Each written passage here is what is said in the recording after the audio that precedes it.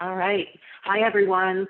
My name is Karen Edwards, and I'm the director of the roofing technology think tank, known in the industry as RT3. If you aren't familiar with RT3, we are a group of progressive, forward-thinking roofing industry professionals who explore technologies that can help advance and elevate the roofing industry. We've been hosting tech panels at the roofing expos around the country with a goal to help educate the industry. We partner with SmartBrief to bring industry articles, information, and RT3 news to subscribers twice a week. If you aren't signed up, you can do so on our website, rt3thinktank.com. We have a Facebook page with a subgroup called Roofing Technology Innovators, and that group is open for anyone to join. We share information and engage in discussions. When this coronavirus hit North America really hard last week, our board began a conversation, and the idea for this webinar was the result. Some of our roofing contractor members have successfully implemented tactics and technologies that are going to help them get through this unknown, and we felt it imperative to share this information with the industry in the hopes that we can help others. Today, you'll hear from marketing expert Anna Anderson of Art Unlimited. You can see Anna wave. She works with contractors around the country, and she's going to share the pulse of the industry as it stands today and how marketing your company is affected during this time. Ken Kelly from Kelly Roofing. He is out of Florida. He's going to speak to the residential roofing side of the business. And Steve Little from KPost Roofing and Waterproofing. He also works with contractors across the country through National Roofing Partners. So he has a good pulse on what's happening, and he's going to address some commercial business topics. And Ryan Groth of Sales Transformation Group. He also does sales coaching, working with contractors throughout the country, and he's going to share what he's seeing in the industry, as well as some tips and information on how you can navigate sales in a time like this. Finally, legal expert Trent Cotney from Cotney Construction Law is going to talk about some of the most asked questions that he is hearing from contractors and the legal ramifications that this pandemic will have on our industry. Because we want you to have the tools and information that you can implement following this webinar, our speakers have prepared documents with detailed information and links to resources. As they speak, I am going to use the chat box to share those links with you. Don't worry, so you can look at what they're talking about while they're talking about it.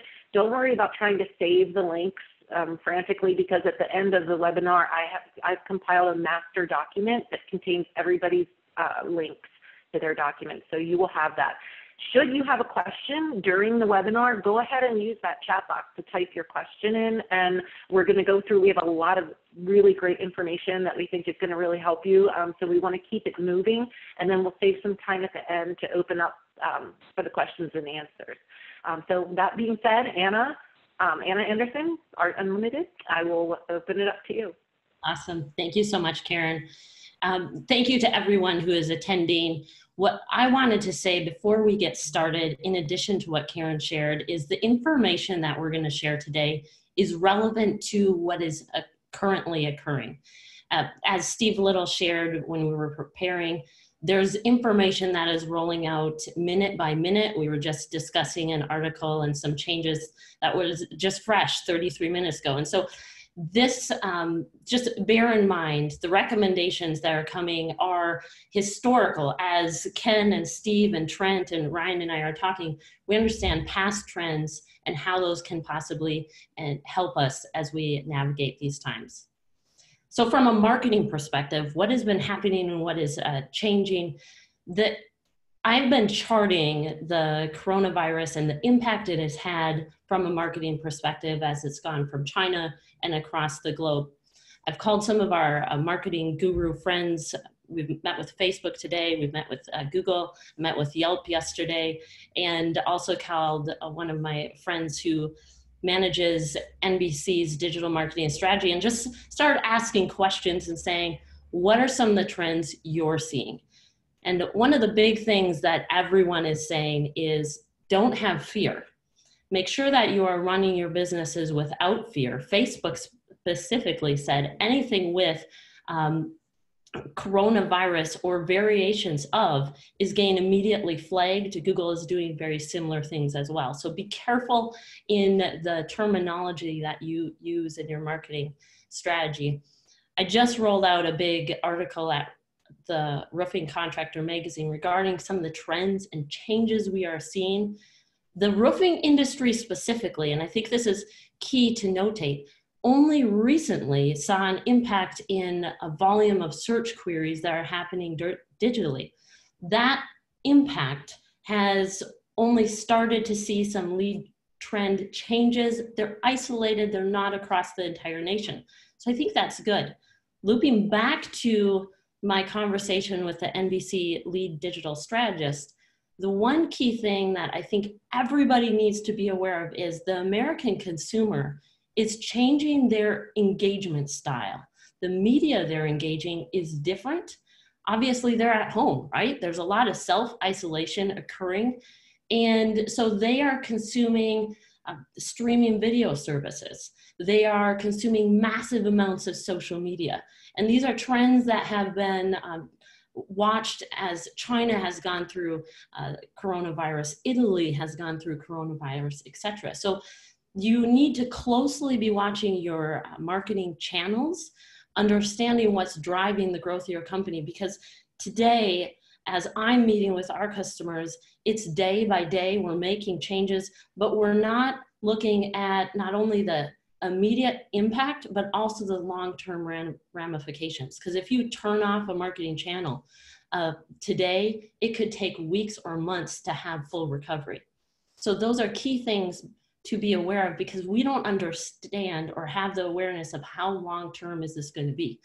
So as you make changes to your marketing strategy, always have that in your back pocket and say, will this affect me long-term? And if not, and that is a wise decision, you're not seeing direct ROI, make that shift.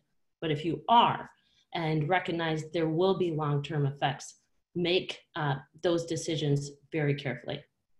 So again, look at that article. I hope the information in that is beneficial to you. But as Karen said, everyone on this call, the panelists, has a lot of very relevant information. So I want to pass the baton to you, Ken.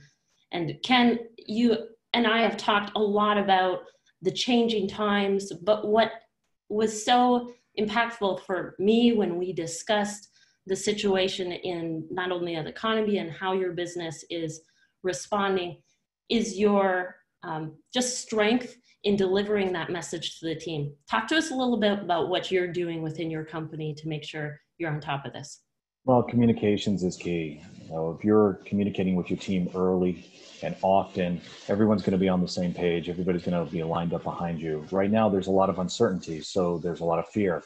And I don't think we should let fear enter into our decision making, and you certainly don't want fear driving or preoccupying your employees when you really need everyone on the team helping each other. You know, this is day 13 now of a 15-day slowdown, and there's a good chance that we might go into a shelter in place here.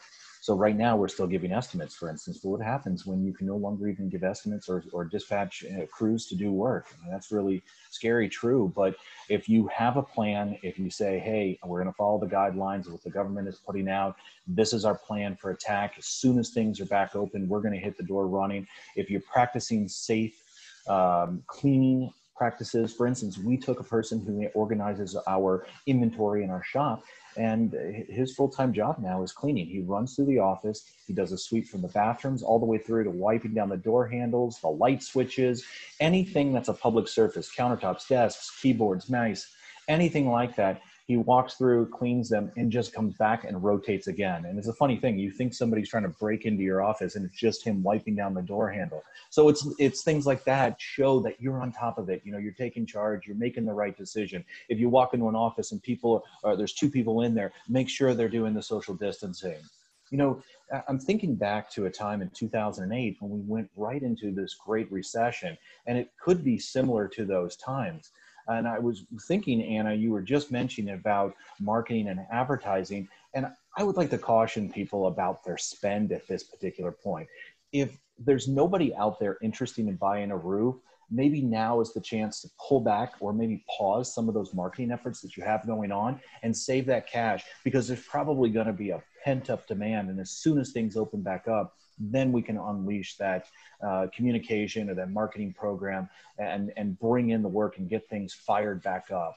If you are going to do something for marketing, I suggest probably social, something about your team, something that's going to help people, something that's going to bring the human side of things, because we know there's a lot of people who are sitting home right now and they're playing on social media and they're nervous as well. And it's a good opportunity to connect with your customer base and show them that you're a person too, and show them the fun side of how you can enjoy a little bit of being together and a little bit of some tricks and tips while they're going through these things, even though they're isolated. And the way we think about it is we're going to focus day to day. So that daily focus is important, but then we're going to make a weekly discipline out of what we decide to enact. If we decide that this week our focus is making sure that everyone understands our vision and how we're going to plan and execute on this disaster, well, then that's our role. We make sure that every single individual in the entire organization has a voice, that they have heard the vision, that they agree with it, they understand it, and that they know you're there to help. We're also making sure that they're doing things like we would do back when we get a hurricane. So I'm going to talk about how we have gone to a cloud-based organization, and we didn't do it because of the super virus or a zombie apocalypse. We did it because we get hurricanes in Florida.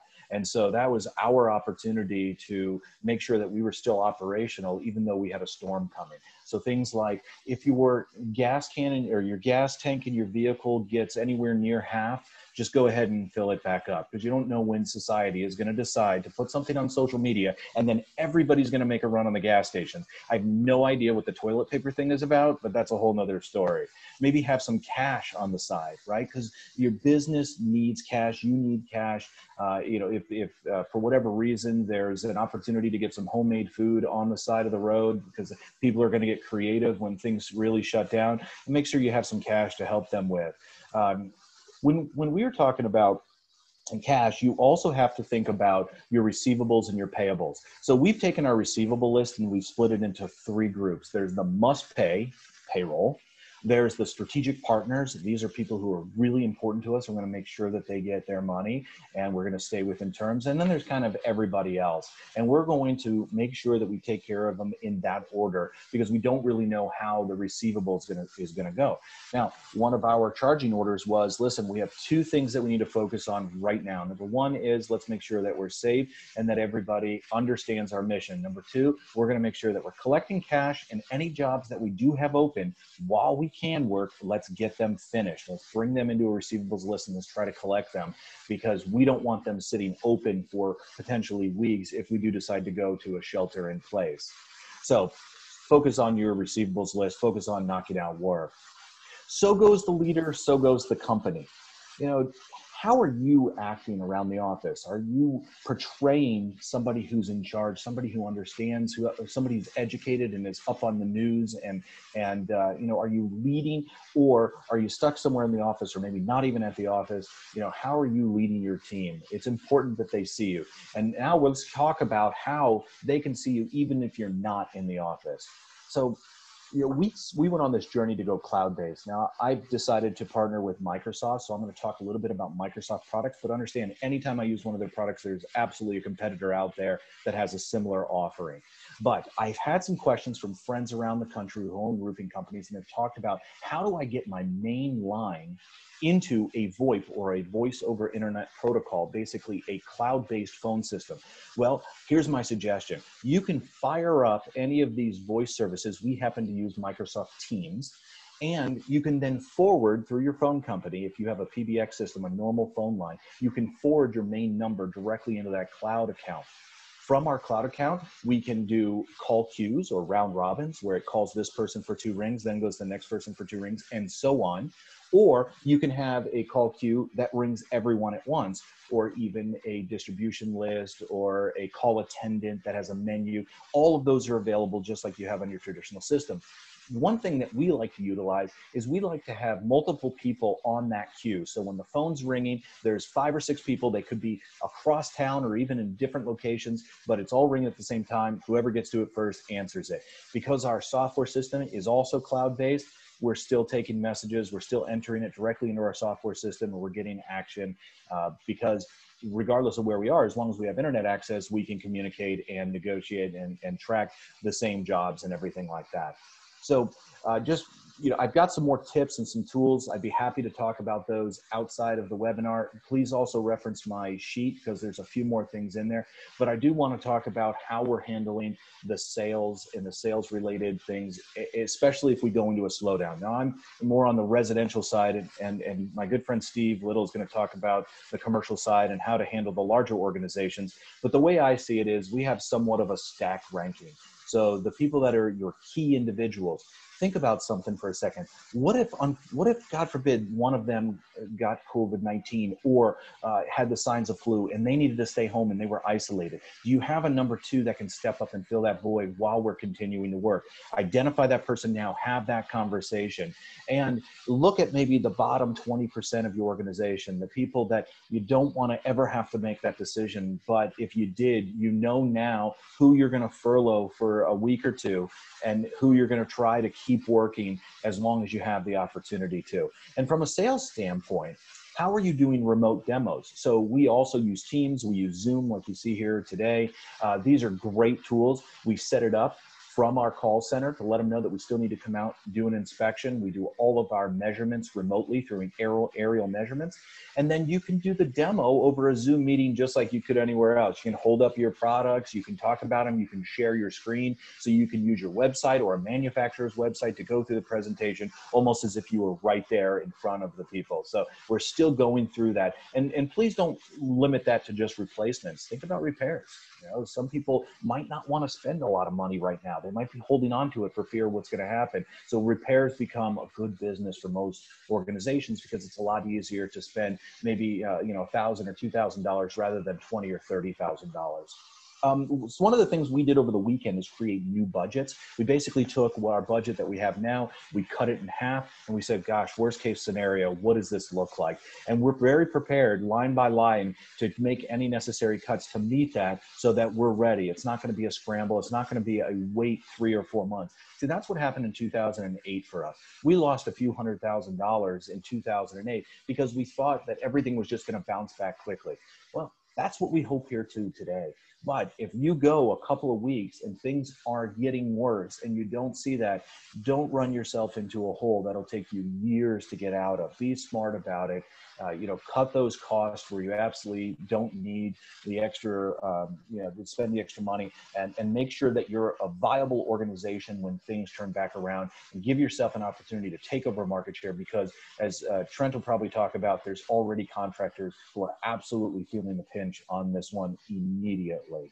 So the other thing that I want to share is the reverse accountability chart. So if you think about that organizational structure, do the same, but do it planning for those cuts or changes. Maybe there are some people who are all-stars and aren't sick and they can wear multiple hats, or you do have people that have children that are at home and not at school and they're basically sidelined. Well, who in your organization can pick up and run with that duty and responsibility so that your organization continues to go?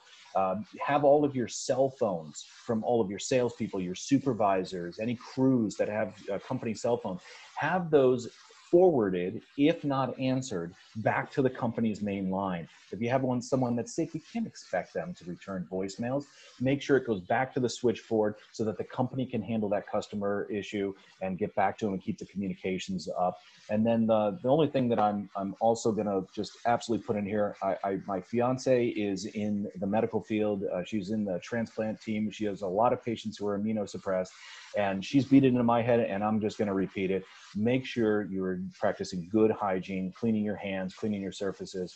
Just take that seriously, because a virus is a 3 to 4 year event. It comes in flu season, it spikes, and then as the summer comes, it goes back. And then it hits again the next year, and it hits the next year and next year. I mean, we need to get to 60 to 70% inoculation in the society before this is finally to a point where it won't spread and cause mass issues. So the slower we can to stop that spread, the better our medical system will have to respond to it, to create a vaccine or create treatments. So with that, I would like to say thank you for the opportunity. I'm going to pass it to Steve Little, who I cannot wait to hear what he has to say. You took all my points, Ken. Thanks so much. First of all, thanks for all the participants that are participating today. My section here is to tell you a little bit about what we're doing as KPost.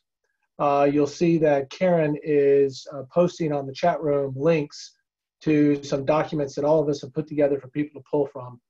And by all means, not all of us are doing it perfectly, and many of us are doing it differently than each other. But I think that by the collaboration that many of us have, we are trying to do the best for our industry, not just best for our companies. So let's be clear. We're in uncharted waters. 13 days ago, a crisis occurred. A crisis has occurred at home. It's occurred in your churches, in our shopping areas, in our schools. It's occurred in our own businesses. It's occurred with our clients. And one thing that we can do as leaders is to be calm. We have to make good decisions, not hasty decisions. We have to make decisions that are based on long-term and what's best for our companies and our employees and our clients and our suppliers and our families. But do not make quick decisions that will have a big impact on your company or any of those I mentioned for a long-term approach. And I know that seems like a very simple, logical thing to say, but I've probably chatted with 50 folks in the industry in the past 13 days, and there are a lot of people that are in panic mode. You'll hear from Trent a little later. He's gotten 300 or 400 calls from contractors across the country, and he'll tell you about experiences that he's seeing that are maybe happening in California that's not happening in North Texas. I will tell you that we have been fortunate. We have not had any contracts stopped. We have not had any bidding processes affected by this. We have had in our service department no business to healthcare, food processing, or national manufacturers. And so we have prepared for that. So we're in uncharted waters. Be calm. Calm your employees is the first thing that we did.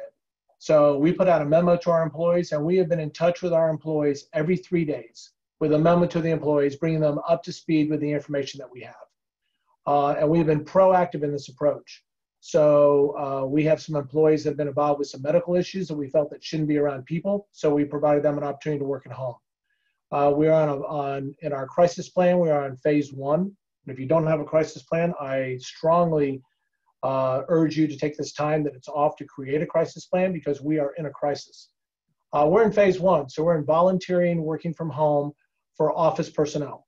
We're fortunate enough that our field is still working, but we do not have them coming to the office for any reason. We are bringing things to them. So we're minimizing the contact in the office. We have eliminated any visitors to our office except for personnel, including family. We are taking deliveries from the various delivery sources outside our front door. We're not allowing them to come inside our front door. Same thing with food deliveries to the office, etc. Dallas is not allowing anybody for more than 50 people to meet at any one time. We have limited it to 10. We will not have meetings in our building with more than 10. And we have gone to virtual meetings to where we have many of our folks that might be working at home, participating in the normal cycle of the business in meetings. And that's one thing I want to suggest to you, is that try to keep your schedule normal. If you had your sales meetings on Monday and your project management meetings on Wednesday and your operations meetings on Friday, do your best to maintain a routine. Your employees are looking to you to maintain some kind of continuity in what they're doing. I had a number of employees come to me over the last week since this started 13 days ago and said, I'm so thankful to be in the construction business. I'm glad I'm not in retail. I'm glad I'm not in restaurant and travel. And thank you for what you guys are doing to make sure that we have a place to work. But as Ken said, tomorrow that might all change. So we must maintain some kind of continuity, and we must make decisions that are logical decisions for the long-term approach. You need to change your sales strategy, and Ryan's going to speak to this a little bit, but business as we know it is no longer going to be that way. And not just from this crisis, but I think what's going to happen is that the transition between the baby boomers and the next generations, this is going to accelerate that. And people are going to see that we can conduct commerce without having to be in front of people. And we can conduct business virtually. And so all the tools that are out there, all the softwares that are out there, Ryan will speak to some of them. But as you know, business today, the way commerce is done, it will change. And if you don't change with it, it will leave you in the dust. So you need to open your mind. All you baby boomer owners out there, listen to what I'm telling you. We have some great people in our organization that are not baby boomers and are teaching us the way of life. And we need to open our eyes for them and be cognizant of this change. So that's some advice that I'll give you with that. I've had the great fortune of collaborating with some really great people. Not only this panel that's here, I've collaborated with Brad Belden of Belden Roofing, Greg Wallach at Best, Jack Scallo of Burns & Scallo, a number of folks that are involved in the NRP world, and I challenge you to do the same thing. Find a peer group or create a peer group of people that you can collaborate with and share best business practices with, because we're in uncharted waters. And you may see on some of the attachments that Karen is sending you, I've gotten permission from some of the folks to distribute the mailings that they're doing to the clients, the internal mailings, their working from home policies, their changes in their virus policies that they have in their employment manuals. So I challenge you to find a group of people to work with and to share these best practices. I also challenge you to count on your associations. We have some great regional associations, and of course what Reed Ribble is doing on the national scene, what RT3 is doing on the national scene. Reach out to them. This is the time when you look back at when you pay those dues and go, you know something? The information I got from an RT3 or an NRCA or Florida or Midwest or Western and all the associations that are out there, this is the reason I belong to those associations. They are fighting the fight for us. They are collaborating, and they are sending information to us. So I challenge you to do that. Ken, I concur with you. This is the time to get on social media. It's not just the time to get on social media for your clients. It's time to get on social media to bring some peace and solitude to the employees and their families. Don't think that they don't want to know what's going on with the companies. Don't think that they're not freaked out that their friends that are in the retail business or travel business or things like that are sitting at home. We see a lot of the jokes that are on social media right now about people that are homeschooling, and it's the first time for a week their kids have been home and they want to suspend their kid and put them in timeout, things like that. Well, it's kind of funny, but it's a reality that the dynamic at home is changing. And I have a number of superintendents and project managers, males, that are now alternating with the females, their spouses, to take over doing the schooling and to be out of the office. And we need to be open to that. So social media is exactly where we need to be. Be visible in your company. I can tell you that I know Ken and myself, we walk around our building each day, we talk to our folks, we greet them. They want to talk to you. They want to know that you have a plan.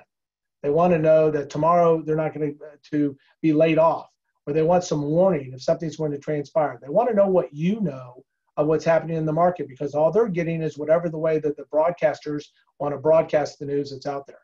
And it's our job and it's our responsibility to give them that security, because what it took all of us, I know what it took in 17 years to build KPost, but what it took all of us to build our businesses, the investment that we have in our employees, and the workforce development problem that we have out in the marketplace. This is not the time to dump your workforce. This is the time to take this time and train. You go back to your operations side of the team and find out if they have OSHA 10, move them to OSHA 30.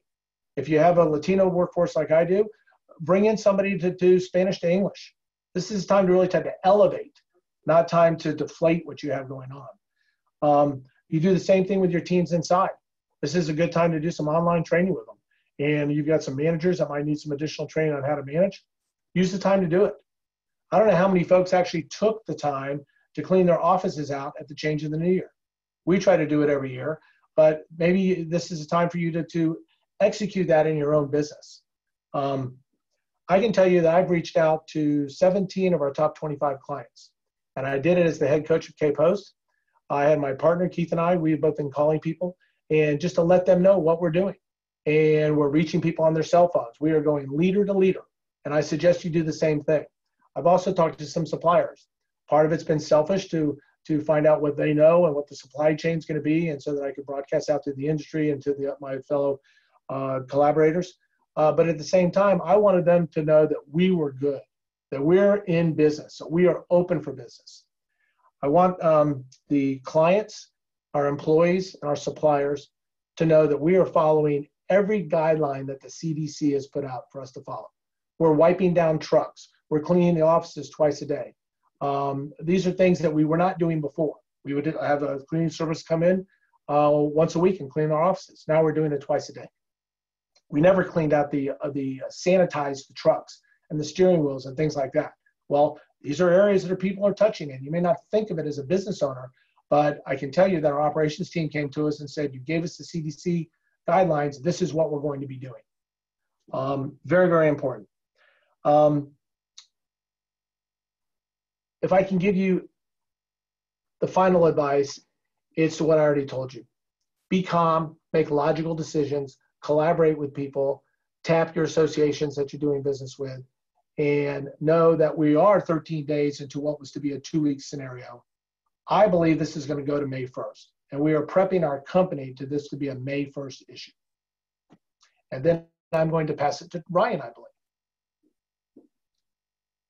Thank you, Steve, Ken, and Anna. Wonderful leadership, and thank you for sharing with the entire industry. I think everybody here is thanking you and appreciative of the goal that you're sharing, of what you guys are doing with your business, and most importantly, your leadership. So thank you.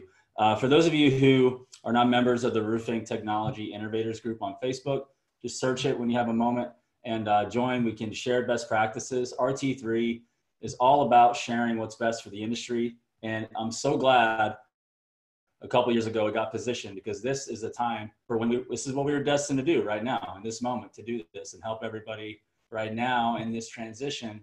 Thankfully, everybody in the company, in the group rather, all the members are very innovative, and they're very much taking action and progressive using technology. I think one of our members, Rackley, is completely virtual, just made the switch. So they've been preparing, and everybody here in that group wants to help. It's about the industry. So make sure you can join and ask questions, and people will help, paying people, and we'll do what we can. About sales, I just want to reiterate what leadership had shared, Steve and Ken, about with their companies. Just write a letter to everybody and your clients and just calm them down. The good news is that people need to still fix their leaks, and they need to take care of their buildings and their homes. And so what's really cool is that there's other industries that have sold virtually remotely, me as a coach, software companies. And so all of this has already been done before, where the way has been paved. All the systems are built. So thankfully, we get to just switch over to that when we move into a virtual world. So I just want to give you guys the comfort in knowing that the systems and the processes are easy. Essentially, what you're going to do, in my opinion, is use Zoom for your project discovery calls, and you can conduct those as well for your presentations and your qualification calls. Sales leaders, I would encourage you to make sure everybody has Zoom, and you can make sure everybody gets a Calendly account that hooks correctly right into Zoom and your email and your calendar. Very, very simple to set up, and you can also set up teams. So I have some resources that walk through all of my thoughts, who to sell to. As Ken mentioned, the repair part of your business is going to do well right now. People are they'd rather save their roof than replace it and spend the money. They'd rather make it last longer. My construction mentor business, Greg Wallach, told me that after 2008, 2009, he's leading with service and has done it for 10 years. And that's his core business, and the construction side is followed. And he hopefully has a stack of relationships that will help him through these times. Yes, we're not physically shaking hands, but believe me, we're still in the relationship business. We're still working with people who like us and trust us and respect our expertise. And so understand that the Zoom, the meetings, the phone calls, all of that matters. Who you truly are will shine, and your skills will create value. All of us have value, but in the marketplace, it's not true. We got to go create real value. So I just want to thank the leaders here for sharing. Belden also has a daily resource that every single day Brad's putting a blog of what they're doing and communicating. He's opened that up for anybody. It's well written, and they're updating their entire company with that. I would encourage you to give that a watch. Regarding your approach on prospecting and leadership, everybody should be on a Slack channel, and you should also have a scorecard at the end of the day. So sales leaders, you haven't used your CRM. All right, now's the time you better use it because you can't see them. All right. So you got to make sure your team's working remotely and you're tracking their activities, their pipeline. Nothing changes. You're just doing it from home. So have a daily scorecard and have a 7-minute sales team huddle every morning, 8 o'clock, 8:30 in the morning. Make sure that you're connected at the end of the day and at the beginning of each day. And I also would challenge you to do these power hour or 2 hours straight of prospecting digitally. The good news is you guys are driving around town typically to go visit people and do takeoffs and inspections and discovery meetings. Good news is we can do it all virtually, and you're going to get a whole lot more meetings done than you probably thought you would. So you're going to find that you're very efficient. You're going to double, triple your volume, but you have to work it through inbound. I know Ken mentioned the round robin phone calls. You could also do a team Calendly link and embed it onto your site. If Anna manages your site, have her upload that. And what can happen is the first available expert can be available to take a Zoom call and physically connect to the homeowner or building owner about their situation and then conduct the sales process. Sales leaders, what's really cool as well about Zoom is you can record every call. I can promise you this, everybody's going to feel really weird selling it via Zoom at first. Most of them are going to say, man, this is difficult, but practice, practice, practice, role play, role play, role play, get comfortable with it. And at first it's weird. You're like, I'm not used to my face being shown. And well, it's just a different environment. So I would encourage you to do is make sure you practice and record the sessions and slap them into a Google Sheet. And then sales leaders use that as a way to coach them and say, hey, where do the wheels fall off here? Because I can assure you, talk about accountability and sales process. I can assure you that we need to keep those skills up, selling value, qualifying, context of closing, all of that needs to be there. But what's really cool is when you record it, you can actually see how well they're performing that in real life. And you can't do that unless you have a GoPro on your chest. Okay. And that's not something most people are doing. Maybe 1 out of 10,000 companies are doing that. So I would encourage you to record those meetings. Sales leaders, nothing stops. It's just digital. Personalize and make your brand Facebook and LinkedIn. It is a brand. 55% of communication is nonverbal. So if you have a bad LinkedIn profile, you have a bad Facebook profile, it's not clean, it's not polished, it's not uniform. You need to tighten that up. And if you do that, it's going to give someone the comfort.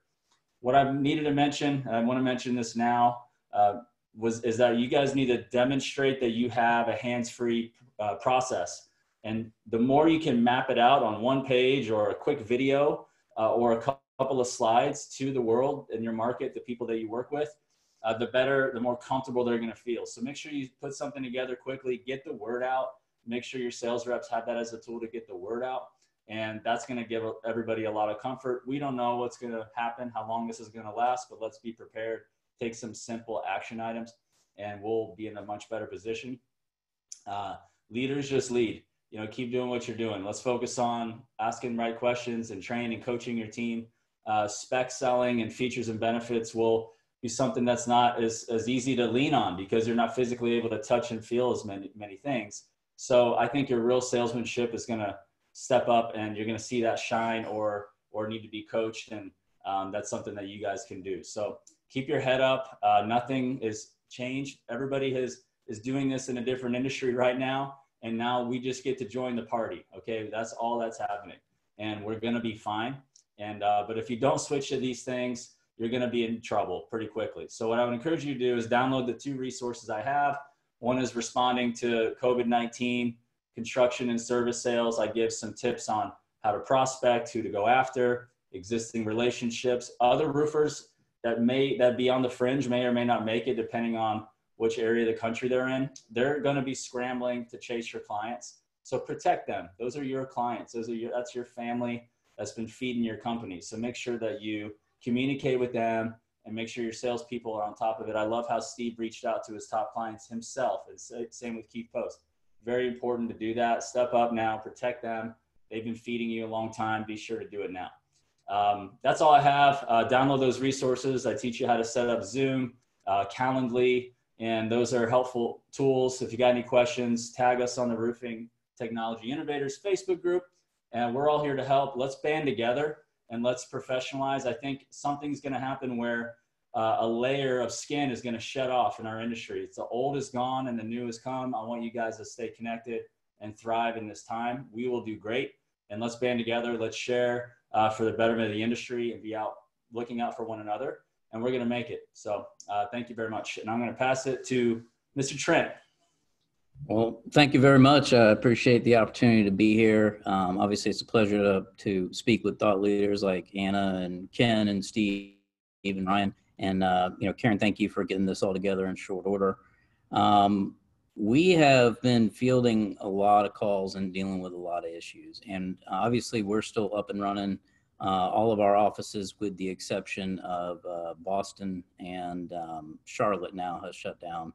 But we've been cloud-based and paperless since 2012, so we have the capability to work anywhere. As you can see, I'm in my training room. It's empty. We still have a decent skeleton crew working here in office, and then we are obviously practicing all of the required CDC requirements. What I want to do is I want to hit you guys with sort of the highlights of what I'm seeing. My job, my role is to give you some proactive tips that will help you navigate these issues. And one thing I want to hit home is the same message that you've heard from everybody out there. And that is, we are strong, okay? The roofing industry has been through worse, okay? I remember 2008, 2009. Do you guys remember that? That was awful.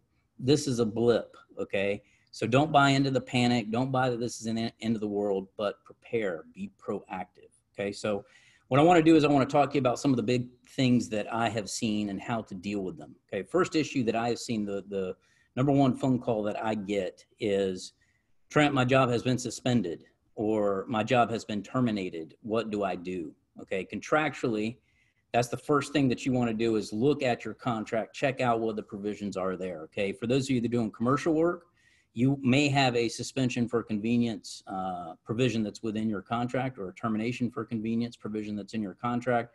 That will spell out what kind of claim you can submit to get paid for demobilization and remobilization costs. Okay, that is key because you are suffering delay cost as a result of that suspension. I was in Chicago just last week. I was talking to a roofing contractor, and he said, Trent, my job got suspended. And as a result, I don't know what to do with my crew now. I had, 12 crew members allocated to this job. I don't have another job for them. What do I do? And my suggestion to him was, first thing you do is you look at your contract, you figure out whether or not it's addressed in there, and you get a claim in as quickly as you can. Okay. One of the issues that we've seen a lot is clearly this falls within maybe an acts of God, or what's known as a force majeure. Okay. And that's fancy legal language for this is something that makes it impossible for you to perform. Okay. When you're looking in your contract, a lot of time you're looking for this acts of God provision, and it will have a list of things like earthquakes, war, strikes, terrorism. But most of them are silent as to pandemics and the kind of stuff that we're experiencing now, okay? If it is broad enough to say, throw in a bunch of catch-alls at the end, there's a good argument that you have that coronavirus is an act of God, and it may be something that would excuse you from performance, okay? Or may allow you to make a claim depending on what your provision said. If it does not say that, then like every contract provision, it goes based on what's on the contract. So you may have other arguments that are not contractual, but the first thing that you want to do is take a look at that contract document and see what it says in there, okay? If you don't have a suspension for convenience provision in there, or you don't have a force majeure clause, one of the things that we've had to navigate are delay claims, okay? If you are delayed on a project, let's say you are in let's say you're in the Bay Area, okay? I know we've got some roofing contractors that are on this call that are from there. Okay, they've got a shelter-in-place order, okay, 6 counties. If you can't do work because of that, then you may potentially have a delay claim. First thing that you want to do is take a look at your contract and see what it says about that, okay? Are you entitled to just an increase in time, or are you entitled to an increase in cost? And what do you have to do to get those claims in? One of the worst things that I've seen that roofing contractors do is they know they have claims, but they sit on them, okay? The party with the best paper wins the day. And what that means is if you're proactive, getting stuff out electronically, saying, hey, here's my claim, I followed the procedures, and you get it out, the squeaky wheel gets the grease. So it's imperative that you take a look at those provisions and you get those claims in yesterday. Do not wait till next week. Get them in now, because if you're at the front of the line, there's a good chance that you might be treated more favorably than the subcontractors that are at the end of the line or whatever it might be, okay?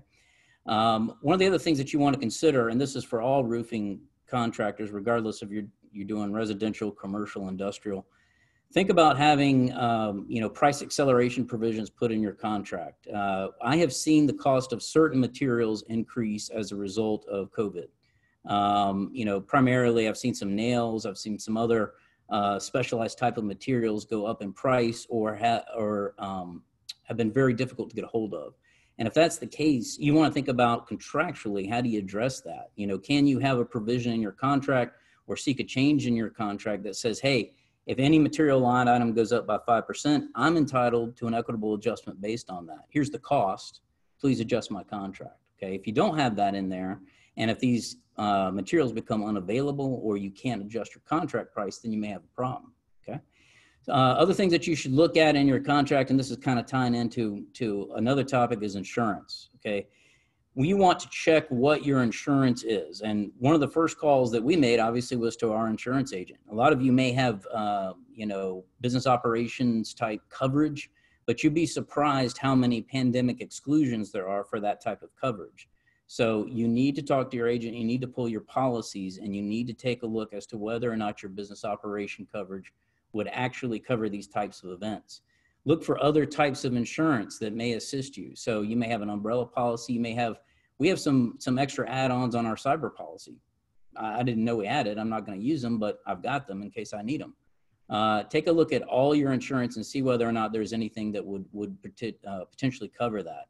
Let me talk about workers' comp. I've had this come up a lot. Okay, workers' compensation. Does workers' compensation insurance cover somebody that is infected with coronavirus? Well, I'm going to try to not give you a legal answer. I'm going to try to give you a real answer, but the answer is maybe. And let me tell you why, okay? In order for workers' compensation to kick in, you got to be able to show that you were exposed to that hazard on the job site, okay? You have to be able to show that it's a covered item under your workers' compensation policy, and you have to be in a state which specifically does not exclude pandemics. So for those of you that are in the great state of South Carolina, you got a pandemic exclusion, okay?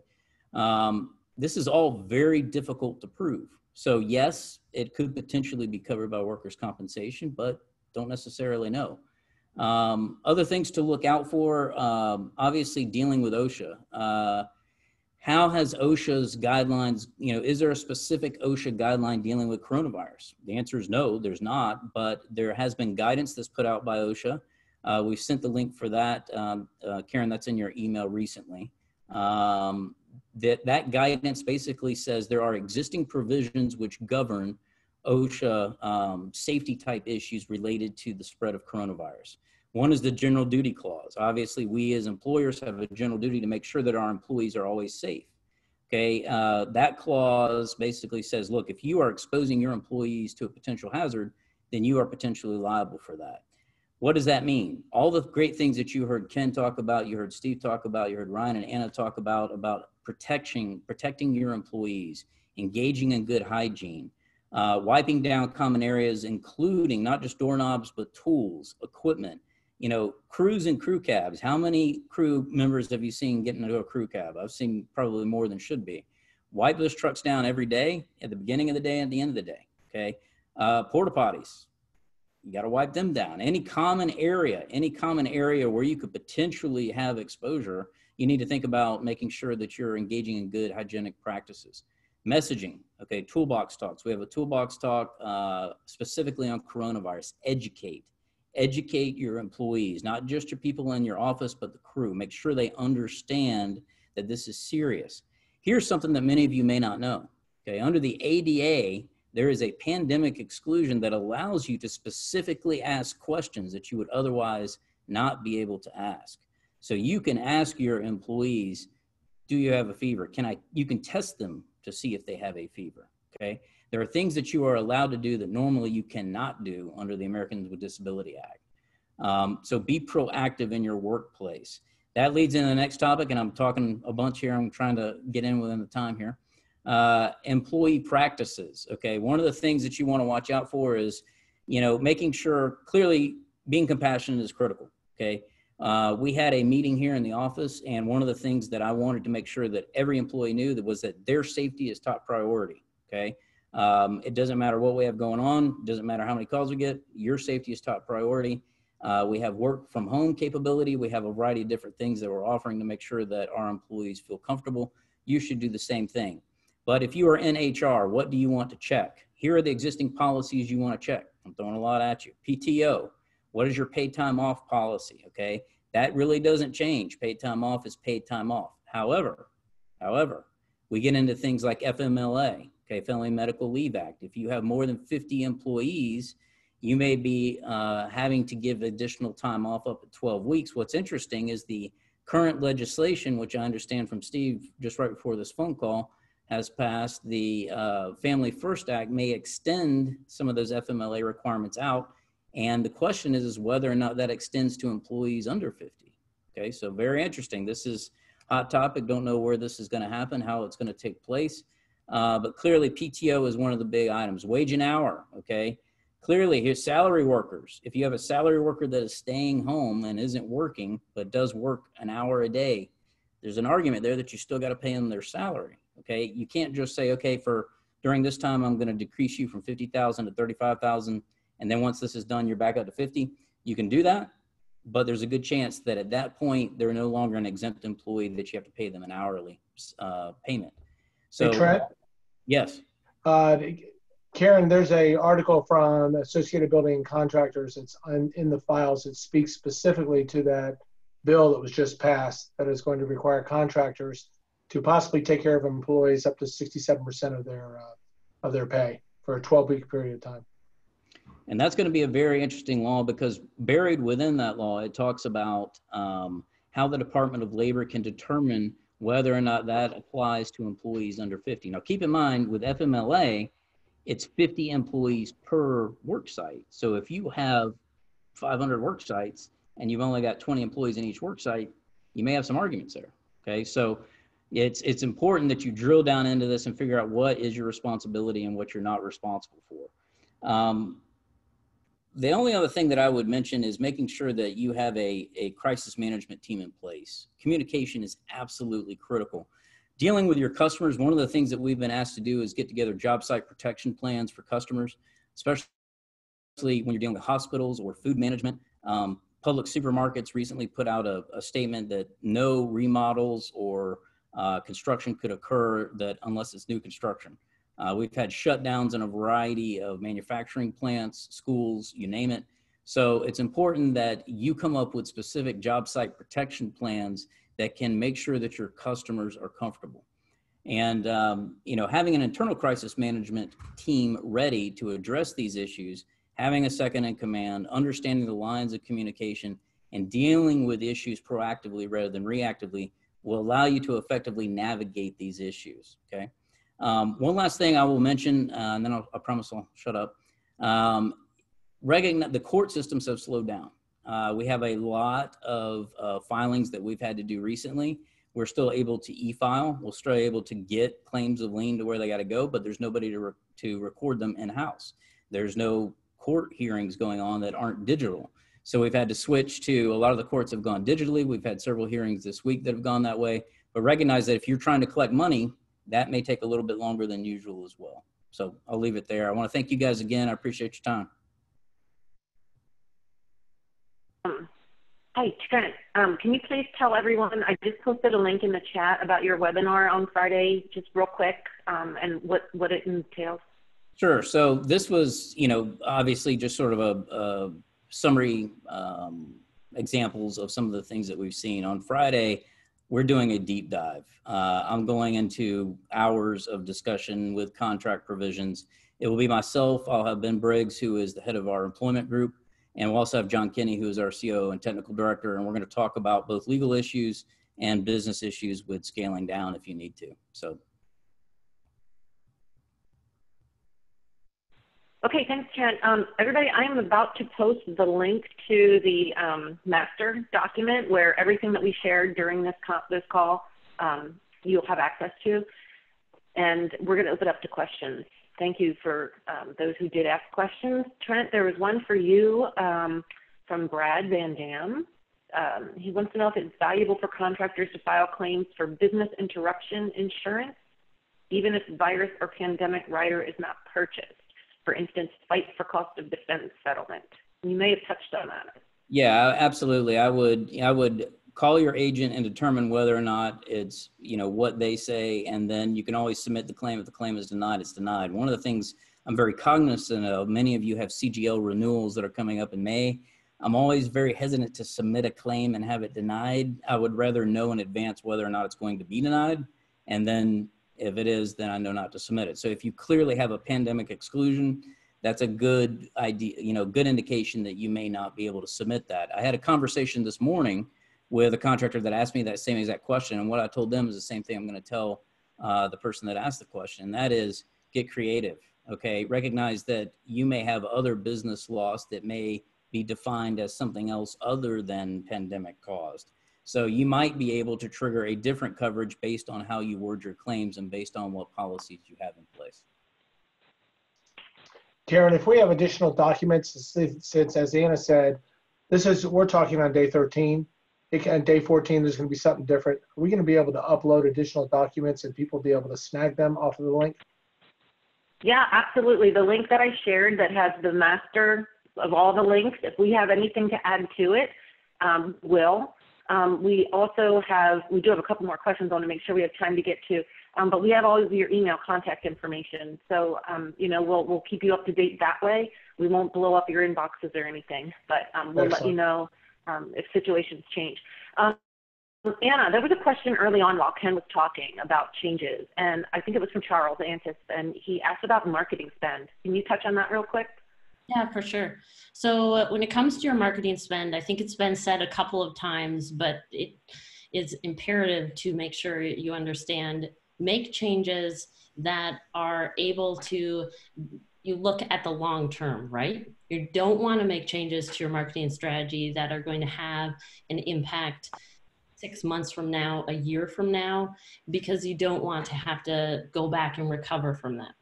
So take some time, look at the marketing channels that you have, and assess if you make marketing budget changes, will they have a long-term effect? A great marketing strategist can give you that advice high level. Don't make massive changes to your Google AdWords campaign.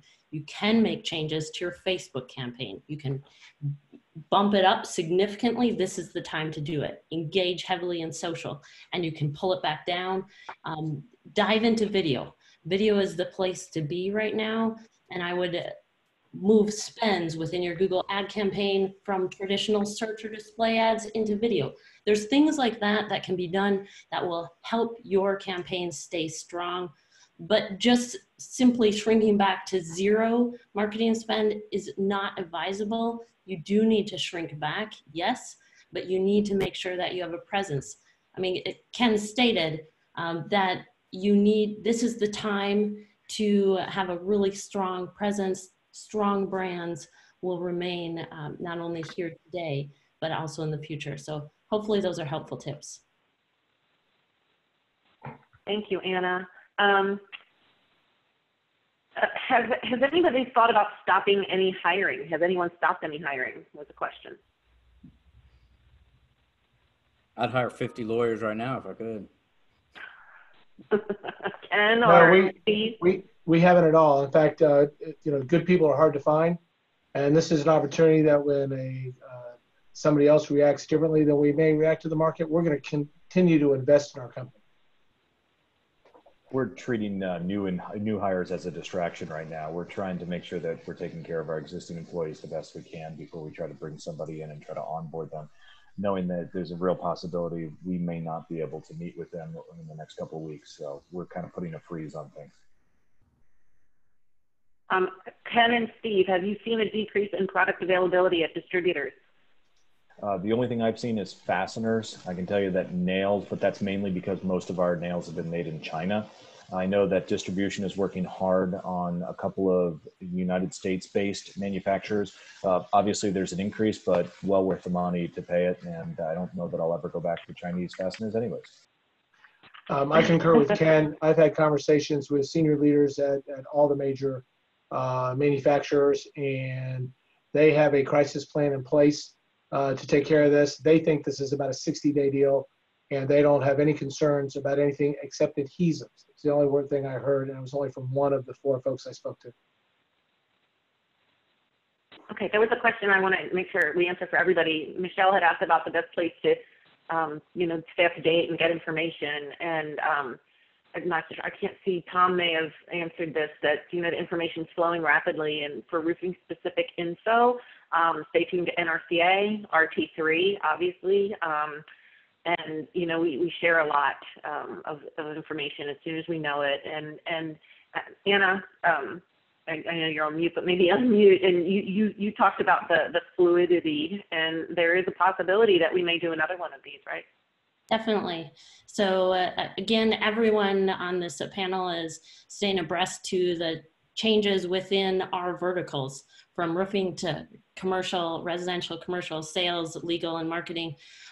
So that is where we want to make sure we speak to. And is there another webinar on the horizon? There might be. So stay tuned. We will keep you posted on what that looks like, because this is uncharted waters.